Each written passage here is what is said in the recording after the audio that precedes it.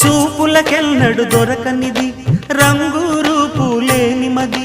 రెప్పలు తెరవని కన్నులకు స్వప్నాలెన్నో చూపినది వెచ్చని చెలిమిని పొందినది వెన్నెల కళగల నిండుమది కాటుక చీకటి రాత్రికి బాటను చూపే నేస్తమది చేతికి ఆదని జాబిలిలా కాంతులు పంచే మణిదీపం కొమ్మల చాటున కోయిలలా కాలం నిలిపే అనురాగం అడగని వరములు కురిపించి